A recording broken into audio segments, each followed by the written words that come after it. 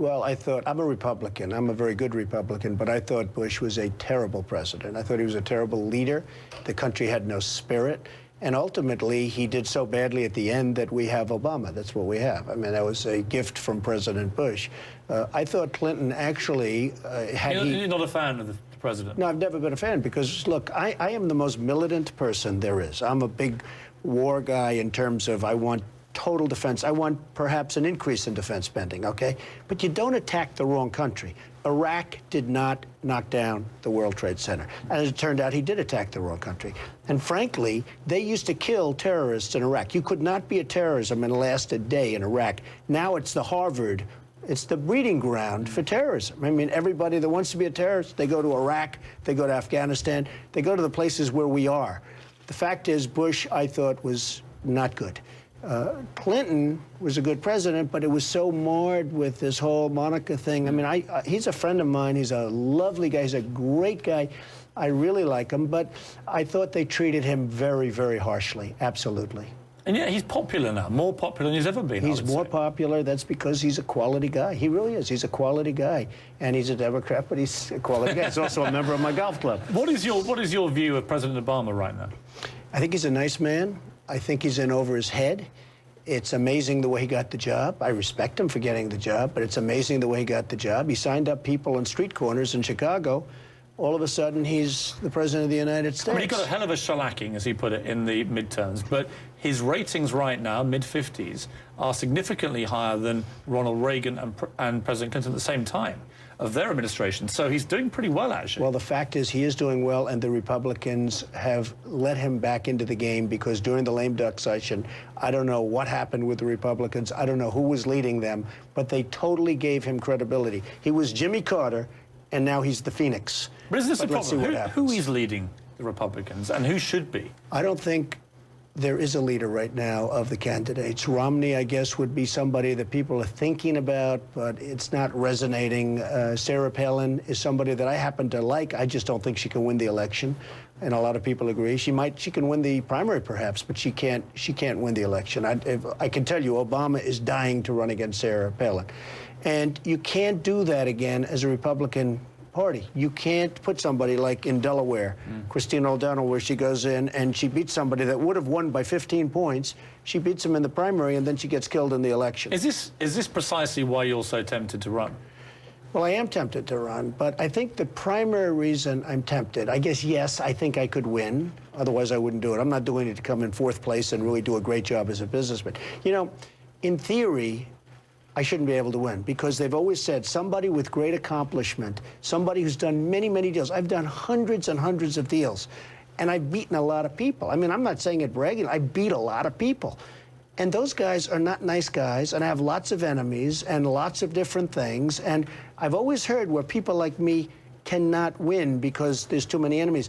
But whether it's me or somebody else, you need a person like me to run this country for a while because we have to get this country back so that we're respected again. We have to get this country back so that this country is making the big profits, not China, not India. I mean, American Express, you call up your American Express card, the people are based in India that answer the phone. What's going on? Our people can't answer a phone? So we have all of this outsourcing to countries all over the world. In the meantime, we have... But I mean, Don, we have really an 18% unemployment, not 9%. We have an 18% unemployment. I get what you're saying, but aren't you being, unusually for you, quite defensive about this? I mean, isn't there a way of looking at this? Defensive? Yeah. But I know you're being aggressive, but it's kind of passive aggression, because actually isn't the way to deal with this the way that you would if it was your company? You go on the attack. Well, I would do that, You wouldn't sit there going, well, this is all unfair. You go, you know something? Right, shirt sleeves up, let's go get them. No, you're right, but I would protect our business. And when we come back after the break, I want to know how you, shirt sleeves rolled up, will get America back on its feet. Okay. Back now with my special guest, Donald Trump. Donald, what would you do to fix America? Put aside the China, the trade issue for one moment. There's something inherently wrong with the system in this country, which led to the financial crisis, isn't there? 10% of Americans are unemployed, probably more, as you say. What's the answer here? You're a great employer. Tell me how we're going to sort this. Well, for one thing, we're protecting the world. Why are we protecting South Korea without being paid? Okay? They're a competitor. They make a tremendous amount of money off of us. They sell their televisions, everything else. Why are we protecting South Korea? We just signed a horrible trade agreement with South Korea. They weren't going to sign it until North Korea lobbed a couple of bombs over there. Then they called. They said, oh, we'd like to sign the trade. You're a great partner. You're a great partner. And we stupidly send the SS George Washington, the most incredible aircraft carrier I've ever seen, and 17 destroyers right into North Korea. Why aren't they paying us? I mean, why are we protecting them? They make hundreds of billions of dollars of profits against the United States. You know, one of the great ones, 52 million. I don't know how many of the folks in the audience see this, but a few months ago, 52 million in cash in a briefcase was sent to Afghanistan. You know that. It ended up in Dubai, 52 million. Now, you know, the 52 million was actually 100 million probably, but, you know, somebody stole it along the way, whether it's a soldier. I want to know, who is the colonel or the general or whoever it is that approved 52 million in cash? It definitely wasn't 52. I guarantee it was more. If you were president, would you take all American troops out of Afghanistan and Iraq now? Well, Iraq, we shouldn't have been there, and I get them out real fast. Afghanistan is not the bigger problem. The bigger problem is Pakistan. You have to know, when you fight a battle, you have to know who to fight. Pakistan probably has Osama bin Laden. Now, think of it. You have a 6'6" Arab, and we can't find him, who's on a dialysis machine, and we can't find him. You tell me this, with all our so-called intelligence and everything else, guy's 6'6", pretty unusual, right? We can't find Osama bin Laden. There's something wrong. We give hundreds of billions of dollars to Pakistan, and they're probably housing him. He may be housed, frankly, in Saudi Arabia, because you think Saudi Arabia's our friend. I mean, nobody hurts us like Saudi with the fuel prices. What's interesting on Saudi Arabia, as I mentioned to you tonight, there's other breaking news, is that the King of Saudi Arabia has been very firm with President Obama, basically telling him to leave off Mubarak and, keep our big noses out of it, allegedly. So what do you think of that situation that's developing, where you're beginning to see the old order in the Middle East standing up to America and saying, this is our business, not yours? They're standing up for the first time because they don't respect us anymore. They didn't used to stand up. They're standing up now because they didn't respect. They're standing up now because they can do anything they want. You have to go over there and see some of the airports that they're building. They make Kennedy Airport look like it's third world country. They make LaGuardia. I land at LaGuardia, and then I go into Abu Dhabi, and I go into Qatar. I go into these airports. It's like the most incredible things you've ever seen. We're like a third world country, and they wouldn't be there. Look at Kuwait. Saddam Hussein attacks Kuwait. We then go in, get him out. We lose lives. We spend hundreds of billions of dollars. We put out Red Adair. We put out all the oil well fires, and he said all the oil wells. We hand them back the country. Now they don't invest in the United States because you know why? They say the return on investment's not good enough. We're not going to invest in it. Maybe they have a point. And also, here's the other point. Companies like General Motors, companies like Coca-Cola, are all investing heavily in places like China, and they're doing very well out of it. Isn't the answer to go where the business enemy is and take them on at their own game and make money out of them? Isn't that what you would do instinctively? I think it's great. But if you look at what happened to General Electric, what happened to them with technology, where they had to give up all their technology to China, where they have to build plants in China, where they have to do all of these things. Hey, I like the Chinese. I'm fine with the Chinese. And if I were them, I'd be doing the same thing if I could get away with it. We can't let them continue to get away with it. What are the other problems here, though? I mean, you saw the disintegration of the financial system. You can't just blame foreign competition here. What was wrong with the system here that should be now put right properly? Well, look, you're always going to have problems with financial systems. I went to the Wharton School of Finance, which is the best business school probably in the world. I dealt with people that were super brilliant people. I know how smart they are.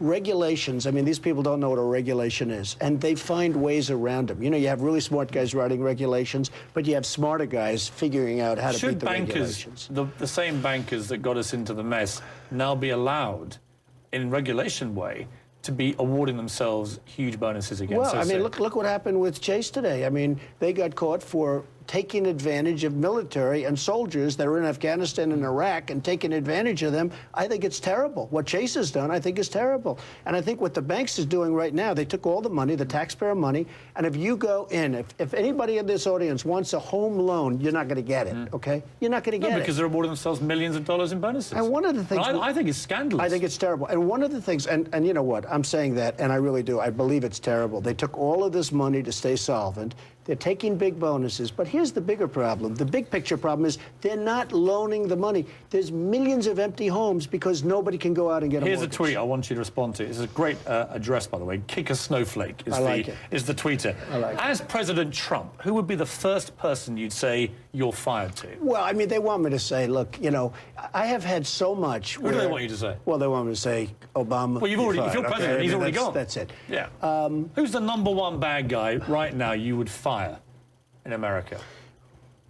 Well, can I be honest? I don't want to say. There's so many of them. There really are. There are so many of them. You look at a Department of Education. It goes for blocks and blocks and blocks. So education should really be, I mean, we have to like a little bit of supervision. So you wouldn't argue, would you? Education should be a local thing. It should be a state Well, I was going to thing. mention education to you, because last word with the Chinese, isn't the reality with them that they are educating their people better now than America is doing? And that's why they're also jumping ahead. Isn't that true? And you know where they're educating a lot of their people? At our schools.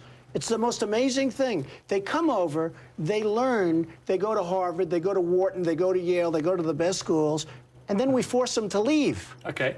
We force them to leave. No, I know that. Okay. When we come back, I'm going to ask you, as a man who wins and knows how to pick a winner, which is where I come in, how are we going to win?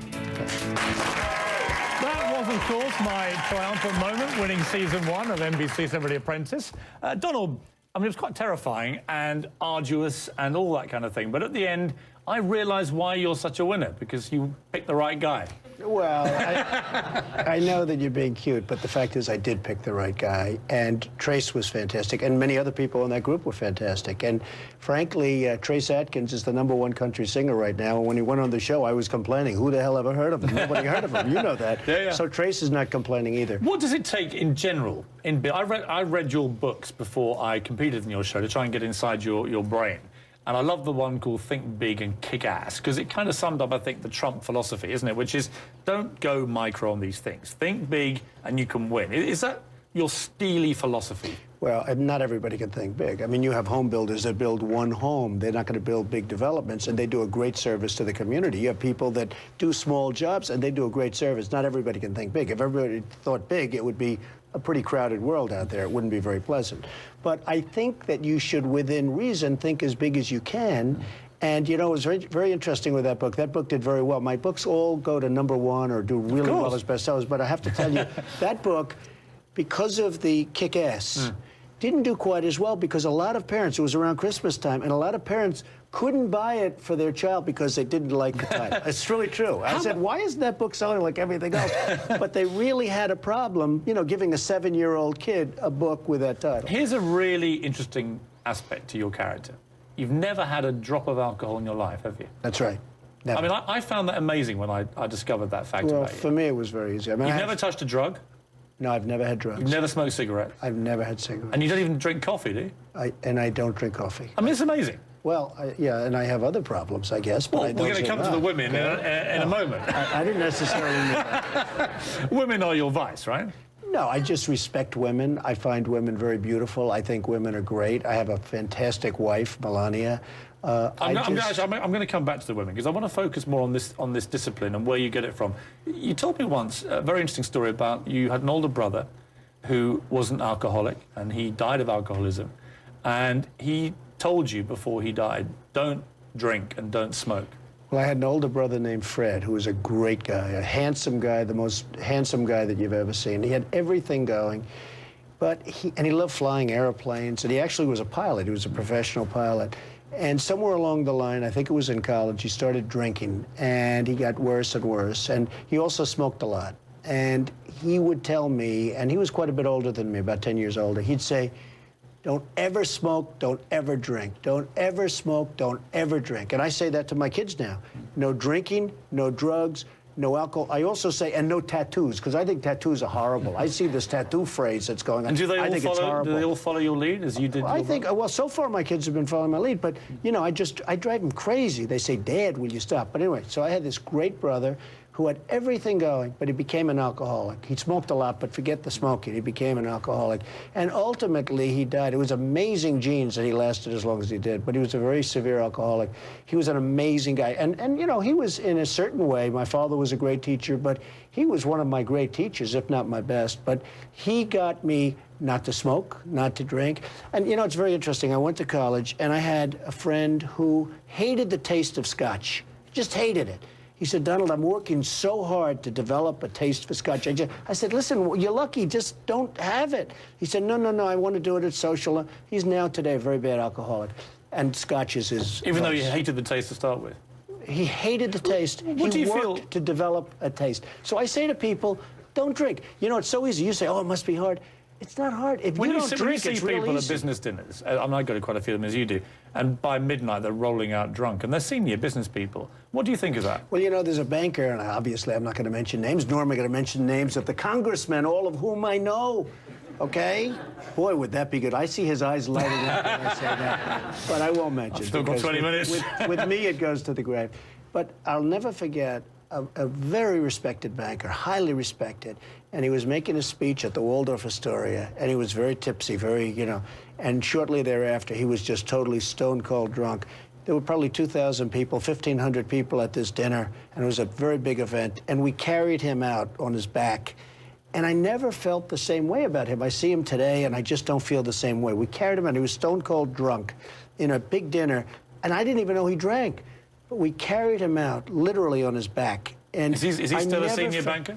He just retired. But he was a very powerful banker, one of the biggest, and I never felt the same way about him. You lost respect for him? I lost respect for him. I lost respect for him.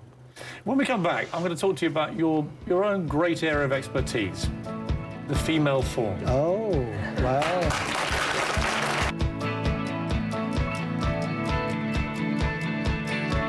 Now, men around the world are jealous of Donald Trump, but it's got nothing to do with your wealth or your business sense or anything. It's to do with the huge array of dazzlingly beautiful women that you've managed to snare over the years, Donald. How have you done it? What's the secret? Well, I guess it's my looks. I'm a very handsome man. I don't know what it is exactly. Well, I've just always admired women. And I mean women, not just beautiful women, women. I'm a great believer in women. I have tremendous respect for women. I was one of the very early people that employed women in the real estate business, especially the construction business. I had a woman build the Grand Hyatt Hotel, which I built at Grand Central Terminal years ago, and that was a long time. I had a woman that was very much involved with, at the top level, with the construction of Trump Tower on 57th and 5th. Well, what's more important to you, women or business? Well, business is more important because I'm a happily married man. I mean, if I could offer you, well, here's a deal for you. If I could offer you a check for $10 billion. 10 billion? Billion. Billion. Whoa. But the deal is you can't have sex for the next 10 years. Not even with your wife? With my wife? No. Definitely not with my wife. That could be the best line of the evening. Come on, $10 billion, but that's the deal. You'd have to give up women, or in a sexual way, for 10 years. Well, would that include my wife? Yes. Would you take the deal? No, I'd absolutely take my wife. Really? Well, I have to say that. I mean, I've got to go home. Got to go home. You see? So actually, it is women in the end, isn't it? No, Or women one are, woman. look, women are great. I respect women greatly. Always have. What kind of husband have you been, do you think? Well, I think I've been a very good husband lately, but I will say that over the years, I've probably been a much better father than a husband. I've been very, very busy with my business. My business sort of, not that it's right, but it always came first. And I remember John Paul Getty, who was a great man in terms of business, not a great man in terms of life, but in terms of business, was saying that, and I was very young and I listened to him. He was a very old man and I sort of respected him. He said that I really find it very hard for a woman and a wife to compete with my business. And he said that. Now, in my case, I think I'll maybe do a little modification of that because I have a great family life, I have great kids. But I will say this, I've been a great father and I've done very well with my children. A lot of people, I'm getting a lot of credit for my children. They've been good kids, they're smart, they went to the best schools. You know Ivanka and you know Don and Eric. They're great kids. But they're great kids and they've worked hard and they're doing a really good job. And they have huge respect for you, too. I hope so. Are you vain? I think I am pretty vain. No, I am. I mean, I think the look is very important. I think a What is person's- the look? Well, it's a lot of different looks. You know, Don King used to go around to me and say, you have the look, you have the look. Well, in his own way, he has the look. You know, he was... But if I want the look, what is it? Oh, you've got a long way to go.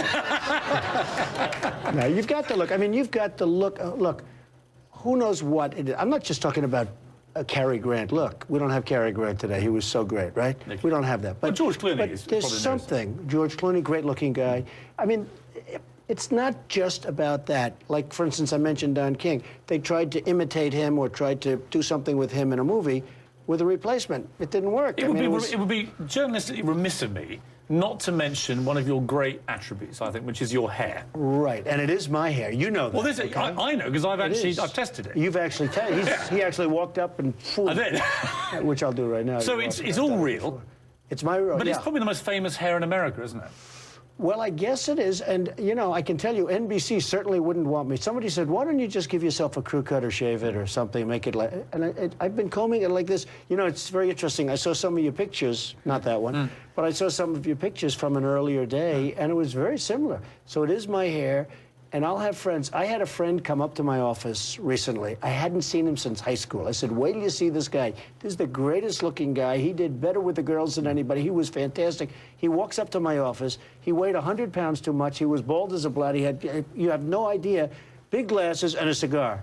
And I said, what the hell happened to you? So it is my hair. I'm very happy. Before we go to the break, a quick tweet here. What do you say to critics who say beauty pageants are at best archaic and at worst sexist and demeaning of women? From T. Deliganis. Well, they're not archaic because I bought the Miss Universe pageant and the Miss USA pageant, and they're doing terrifically in the ratings. Are they demeaning to women, do you think?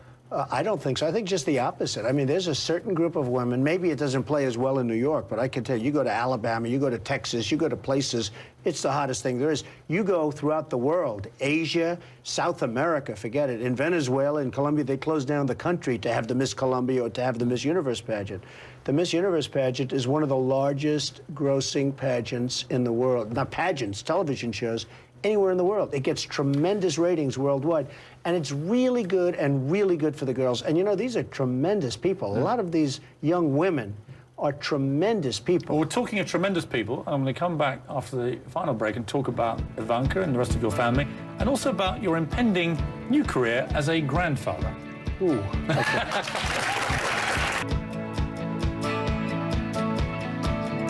There was no slacking off in the Trump family. We worked hard. We got great grades. We kind of got brought up in a business mindset. It wasn't a conventional father-son relationship. That said, we did spend a lot of time together, and you know, I'd come in and sit in his boardroom while he's there. I'd be playing on the floor. We worked every summer, and we understood the value of a dollar.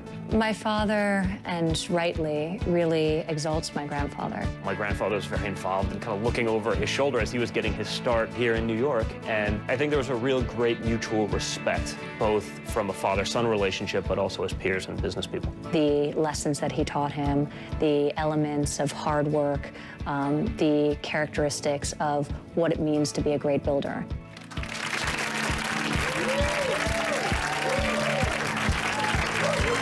Of course, that was Donald Jr., Ivanka and Eric Trump, Donald's children, and indeed the next generation. You're about to become a grandfather for the third time, so this is now almost a career for you, Donald. Well, that's a tough word to handle, that word grandfather. I don't feel like a grandfather, but that's okay. I spoke to a great friend of mine today, Steve Wynn, and he's a grandfather. I said, what do you do? He said, I tell them to call me Steve. and he's just a terrific guy. And I said, you know, I think I'm going to do that. Let him call me Donald. But it's a tough word. We had a great tweet from Good Karma Flomo, which said, would your children be as successful if they hadn't had the best in life provided to them from an early age, do you think? Well, I think you never really know. I think they're very smart kids, and, you know, they get into the best schools, and they get very high grades and very high aptitude on the tests and everything else. But you never know that. I mean, really, if you set them, if they didn't have a father that had a lot of money that can sort of send them on the way, you really don't know who's going to be successful, who's not. All I can say is they're in a certain circumstance, and within that circumstance, they have been amazing so far. Maybe in 10 years you'll be interviewing me and I'll say, well, who knows?